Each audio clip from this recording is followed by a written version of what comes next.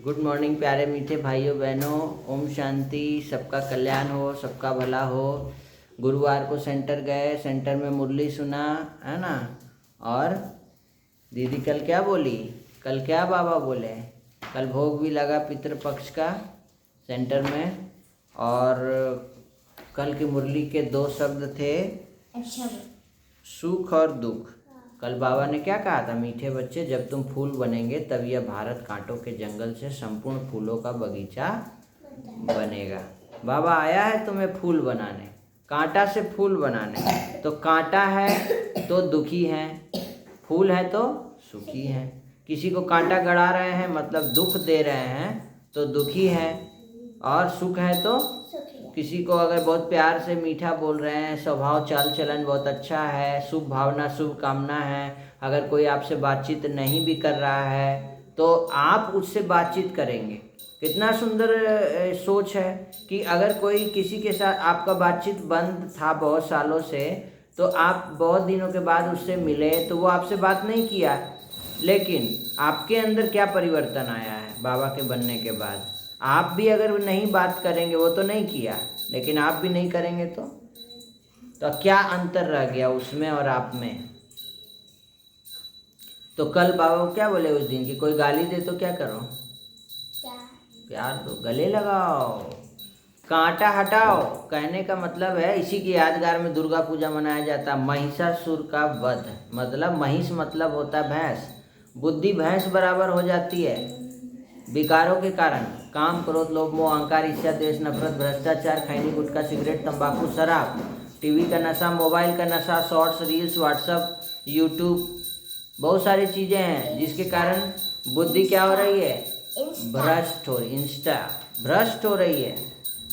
तो हमको क्या करना है, हमको अपनी बुद्धि को सूक्ष्म रियलाइजेशन के द्वारा बैठ के योग करो, अपने आप को देखो, क्या मैं कितना दुर्गा, कितना शक्तिशाली, कितना हनुमान बना हूँ। ठीक है। फिर बाबा बोले मंदिर लायक बनाता हूँ। फिर बाबा बोले कि रूहानी मिलिट्री बन 5 विकारों पर जीत पानी है, पवित्र जरूर बनना है, श्रीमत पर भारत को पावन बनाने की सेवा करनी है ना। इस बेहद के नाटक में हर आत्मा आत्म अभिमानी होकर बजाना है पार्ट, कभी भी देह अभिमान में नहीं आना है, साक्षी होकर हर एक एक्टर का पार्ट देखना है। ये बाबा ने हम बच्चों को कल बताया। और सदा खुश रहना है, सदा खुश में रह के खुशी बांटना है, मौज में रहना है। सदा खुशी और मौज की स्थिति में स्थित रहने वाले कंबाइंड स्वरूप के अनुभवी भव। सदा हमको बाबा से क्या रहना है, कंबाइंड। बाबा मेरे साथ है, डरने की क्या बात है, जो होगा सो अच्छा होगा, जो हुआ सो अच्छा, जो हो रहा है सो अच्छा। तो बाबा सदा हमारे साथ रहते हैं तो हमारे साथ सब कुछ अच्छा होता है ना। अच्छा नहीं भी होता है तो बाबा हम उसको क्या करते हैं, उल्टा को सुल्टा बना देते हैं। वही है कि बाप के साथ सदा कंबाइंड रहो तो माया की नज़र नहीं पड़ेगी, और सदा साथ का अनुभव होने के कारण खुशी से मौज से खाते चलते मौज मनाते रहेंगे। धोखा व दुख देने वाले संबंधों में फंसने से भी बच जाएंगे। बुद्धि इतनी शुद्ध पवित्र हो जाएगी, महिष बुद्धि नहीं रहेगी, महिषासुर खत्म, और भ्रष्ट बुद्धि श्रेष्ठ बन जाएगा। तो हमको ये आध्यात्मिक ज्ञान से ही पॉसिबल है कि भ्रष्ट बुद्धि क्या बन जाए, श्रेष्ठ। हमारी बुद्धि क्या हो जाए, श्रेष्ठ। जैसे बच्चा बुद्धि होता है ना, भोला होता है, वो ज़्यादा देर तक 2 साल 4 साल 5 साल तक चीज़ें को याद नहीं रखता है कि नहीं उसने मुझे गाली दिया था, हम उनसे बातें नहीं करेंगे। 5 साल हो गया, अभी भी दुश्मनी चल रहा है। सोचिए ये कैसी स्थिति है माइंड की, बीमार माइंड है, इल माइंड। इससे लोग खफा हैं, परेशान हैं, अशांति में हैं, दुखी हैं, लेकिन फिर भी उनको नहीं छोड़ रहे हैं। ये तो वही बात हो गई, पैर में चोट लगा है, बहुत मोच है ना, फिर भी उसको छोड़ना मुश्किल है।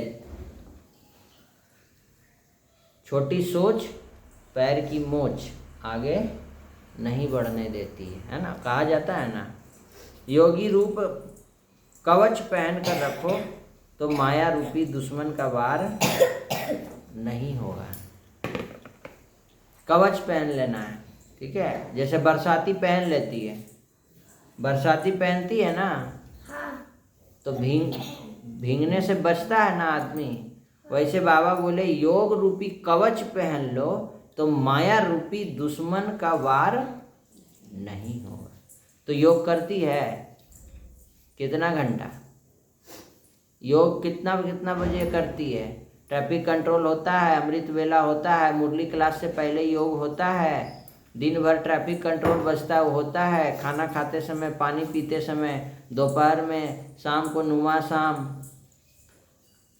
फिर पोता मेल देते समय, रात को सोते समय आधा घंटा याद करके सोना है। योग जरूर करना है। और इस महीने का जो थीम चल रहा है वो ज्वाला स्वरूप, ज्वाला देवी बनना है। ज्वाला देवी कब बनेंगे? जब बाबा और मैं कंबाइंड रहें और बाप समान,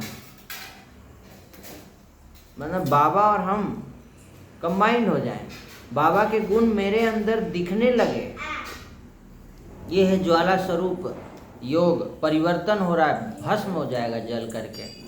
तो जैसे दुखी आत्माओं के मन में यह आवाज़ शुरू हुआ कि अब विनाश हो, वैसे ही आप विश्व कल्याणकारी आत्माओं के मन में यह संकल्प उत्पन्न हो कि अब जल्दी ही सर्व का कल्याण हो बाबा, तभी समाप्ति होगी ना। विनाशकारियों को कल्याणकारी आत्माओं के संकल्प का इशारा चाहिए। इसीलिए अपने एवर रेडी बनने के पावरफुल संकल्प से ज्वाला रूप योग द्वारा विनाश ज्वाला को तेज करो। उधर जाओ, हाँ खास क्या। तो आज का जो प्रसंग है वो हम देखेंगे और प्रसंग से बहुत कुछ सीखने को मिलेंगे। शिशुपाल ने भगवान श्री कृष्ण को गाली देनी प्रारंभ की। भगवान ने मुस्कुराते हुए सारा अपमान सहन कर लिया। जब भगवान ने कोई उत्तर नहीं दिया तो शिशुपाल का एक मित्र उन्हें उकसाने के भाव से बोला कि ये इसलिए कुछ नहीं बोल पा रहे हैं क्योंकि जो शिशुपाल जो बोल रहा है वह अक्षरश सत्य है। इसने श्री कृष्ण को निरुत्तर कर दिया। यह शिशुपाल की विजय हुई है, ऐसे बोला। यह सुनकर सात्यकी खड़े हुए और बोले, बंधु, तुम्हें भगवान श्री कृष्ण का शांत, सौम्य व निर्विकार मुख दिखाई पड़ता है। क्रोध के पराधीन तो शिशुपाल है, वह तो अपने क्रोध से ही हार गया। भगवान को इसे हराने की आवश्यकता कहाँ पड़ी। बाद में शिशुपाल को भगवान ने भगवत धाम पहुँचाया। पर सत्य है कि जो अपनी वृत्तियों के पराधीन है वही वास्तव में हारा हुआ है।